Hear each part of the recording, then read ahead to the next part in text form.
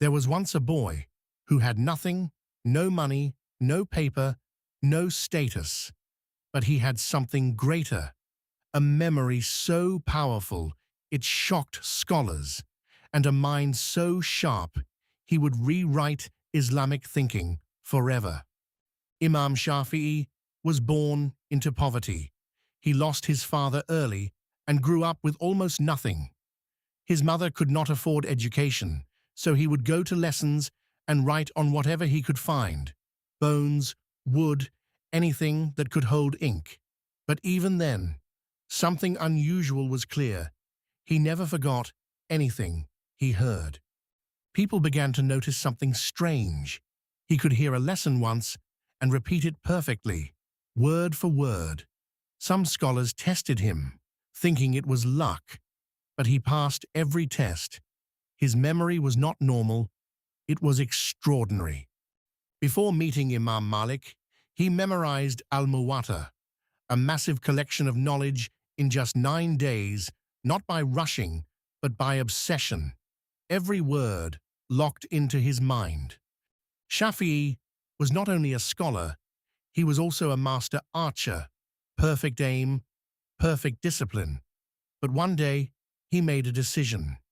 He left archery behind to master something harder: the human mind.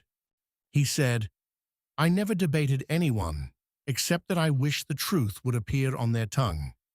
He did not argue to win, he argued to understand truth. He traveled to Medina to learn from Imam Malik. When he arrived, he was still young, still unknown, but he had already memorized knowledge far beyond his age. So when he sat in the gathering of Imam Malik, he did not sit as an ordinary student.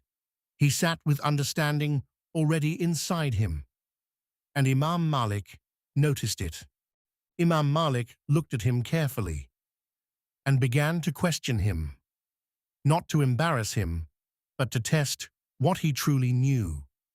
One question after another. But Shafi'i answered with clarity, not guessing, not hesitating, but with certainty. At that time, knowledge was not structured. Different scholars had different methods. Different regions had different rulings. So Shafi'i began to think deeply. There needed to be a system, a way to organize understanding itself. Later in life, he wrote a book, Al-Risala.